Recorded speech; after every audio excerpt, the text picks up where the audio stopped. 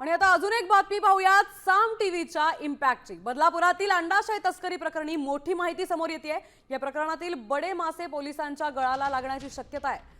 पोलिसांनी ठाणे, बदलापूर, विठ्ठलवाडी, वांगणी परिसरात छापे टाकून 10 लाखांहून अधिक किमतीचा औषध साठा जप्त केल्याची सूत्रांची माहिती आहे। आता ही औषधं नेमकी कशासाठी वापरली जात होती आणि या रॅकेटमध्ये कुणाकुणाचा सहभाग आहे याचा तपास पोलिसांकडून केला जातोय।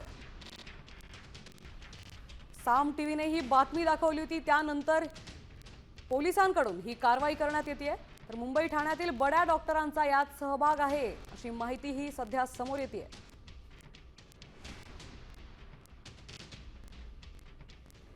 आता अंडाशय तस्करीचं हे रॅकेट उघड झालंय।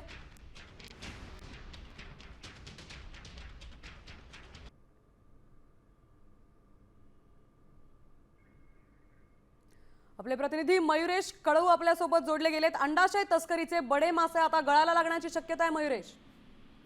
नक्कीच या बदलापूर अंडाशय तस्करी प्रकरणी आता पोलिसांनी मोठी कारवाई करायला सुरुवात केलेली आहे। पोलिसांनी 3 पथकं जी आहेत या 3 पथकांनी ठिकठिकाणी छापे टाकलेले आहेत। त्यामध्ये ठाणे असेल, बदलापूर असेल, विठ्ठलवाडी असेल किंवा वांगणी असेल, या ठिकाणी छापे मारून पोलिसांनी 10 लाखांपेक्षा जास्त किमतीचा औषध साठा जप्त केलेला आहे।